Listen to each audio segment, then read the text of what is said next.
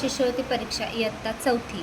तर आपण याच्यामध्ये इंग्रजी आणि बुद्धिमत्ता पेपर 2 यातील इंग्रजीतला दुसरा घटक बघूया. याच्यामध्ये बघा दुसरा घटक आहे formation of word using given letters of the alphabet. मुळाक्षरातील अक्षरे वापरून अर्थपूर्ण शब्द तयार करणे. बघा याच्यामध्ये काय दिले तुम्हाला इयत्ता पहिलीपासूनच ABCD आहे, capital letter A to Z. परंतु याचा अभ्यास तुम्ही करायचा कशा पद्धतीने लिहिण्याची पद्धत आहे. ए बघा कशा पद्धतीने लिहिलं आहे, ॲरो जसं दाखवले त्या पद्धतीने ए आपण असं लिहितो, 1 नंतर 2 आणि नंतर 3.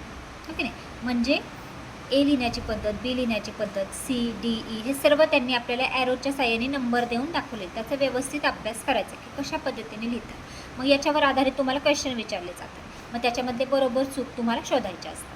जशी कॅपिटल लिपी आहे तशीच तुम्हाला स्मॉल लेटर्स पण आहेत बघा. आता स्मॉल पण कसे लिहायचे बघा, ॲरो दाखवून त्यांनी दाखवले. पहिल्यांदा असा ए, नंतर खाली ॲरो दाखवला आहे 2 नंबर, नंतर बी बघा एला 1 नंबरला ॲरो असा खाली दाखवलेला आहे 1 आणि बी कसं लिहितात असं. अशा पद्धतीने हे तुम्हाला A to Z पर्यंतचे हे व्यवस्थित लिहून, व्यवस्थित म्हणजे तुम्हाला कशा पद्धतीने आपण जी लिहिण्याची पद्धत आहे तीच आहे, फक्त तुम्हाला लक्षात ठेवायचं 1 नंबर 2 नंबर अशा पद्धतीने. ओके, आता याच्यावर आधारित सॅम्पल क्वेश्चन बघू. पहिला question, choose the correct way of writing the letter. आता बघा करेक्ट वे, लेखनाची योग्य पद्धत त्यांनी आपल्याला विचारलेली आहे. तर बघा H, जे चुकलं आहे कारण वरती गेलं, H पण चुकलं आहे, वरती स्पेस ठेवली. हां, वरती लाईन Hची पाहिजे होती मोठी, ती चुकली. आता Z बघा एकदम छोट्या ह्याच्यात त्यांनी लिहिलं, त्यामुळे Z पण नाही होऊ शकत. मग करेक्ट इथे फक्त U होतो, म्हणून पर्याय क्रमांक 3 उत्तर येतं. पुढचा प्रश्न बघूया की which is the correct way of writing letters from the given alternative. दिलेल्या पर्यायापैकी अक्षर लिहिण्याची अचूक पद्धत कोणती. आता याच्यामध्ये बघा D बघूया कसा लिहिला आहे त्यांनी. बघा खाली लाईन दाखवली, इकडे 1 नंबर 2 नंबरला असं दाखवलं म्हणजे बरोबर.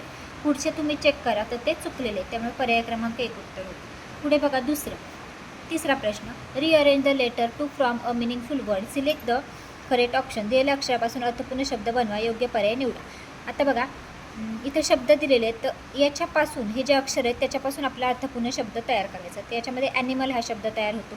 चौथं, चूज द करेक्ट ऑप्शन, योग्य पर्याय निवडा. आता बघा कॅटसाठी हे दिलेलं आहे त्यांनी. बघा CA आणि वरती T असा बसणार आहे इथं कॅट.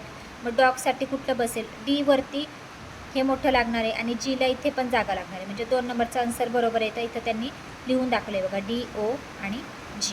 ओके, 5वा प्रश्न, select the group of letters to from the name of fruit. आता फ्रूटचं नाव त्यांनी आपल्याला विचारले आणि इथले जे लेटर्स आहेत त्याच्यामध्ये आपल्याला वापरून शब्द तयार करायचे. आता बघा MANGO मँगो, पर्याय क्रमांक 2.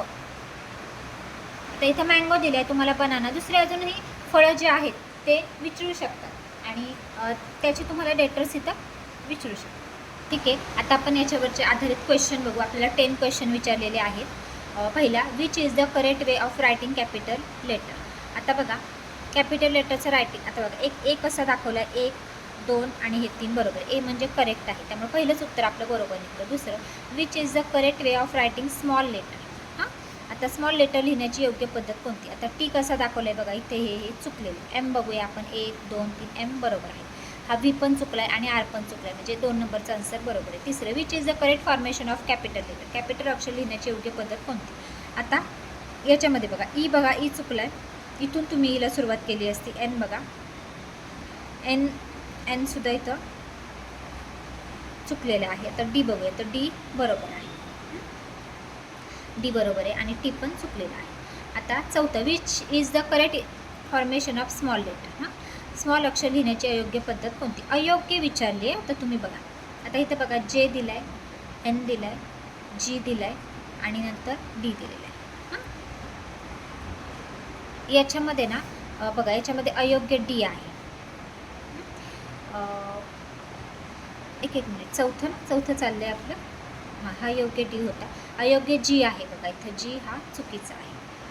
पुढे 5वा question, find the correct letter to complete the meaningful word. बघा इथं त्यांनी CH-IR याच्यामधलं अक्षर याच्यामध्ये वापरून आपल्याला संख्या तयार करायची आहे. बघा CH काय येईल इथं, AIR, पर्याय क्रमांक 1. पुढे 6चं बघा एलिफंट्स विचारले, मग एलिफंटचं स्पेलिंग तुम्हाला यायला पाहिजे ELE. हां, पर्याय क्रमांक 3. आणि क्वीन, QUEEN क्वीन, पर्याय क्रमांक 3 U. यावर आधारित तुम्हाला 1 ते 2 क्वेश्चन, जास्तीत जास्त 2 क्वेश्चन तुम्हाला विचारले जाऊ शकतात आणि कमीत कमी 1, म्हणजे 2 मार्क तुमचे फिक्स आहेत. Choose the correct name of the animal from the given option. दिलेल्या पर्यायातून प्राण्याचे नाव निवडा. आता बघा रॅबिट, RABBIT रॅबिट. रॅबिटचं स्पेलिंग तुम्हाला यायला पाहिजे. रॅबिटचं स्पेलिंग हे बरोबर आहे, RABBIT. ओके, इथं तुम्ही हे RABBIT. पुढे 90. Choose the correct option. योग्य पर्याय निवडा. गर्लसाठी हे दिले बघा त्यांनी GIR आणि L. मग जोकरसाठी काय येईल? आता जो पण जेचं मोठं आहे आणि के हे इथं केला पण लागणार आहे, हे मोठं म्हणजे JOKER. हां, ओके, जे हे अक्षर मोठं आहे. पुढे बघा 10. Find the correct capital letter to complete the meaningful word. आता पूर्ण शब्द पूर्ण करण्यासाठी योग्य कॅपिटल अक्षर निवडा. आता इथं बघा P असतं तर पॅरेट आलं असतं, हो की नाही. आता इथे C घेतला आपण, कॅरेट येतं, CARROT कॅरेट, गाजर. ओके, अशा पद्धतीचे 10 क्वेश्चन आहे. अशा पद्धतीने हे तुम्ही व्यवस्थित या घटकाचा अभ्यास करायचा.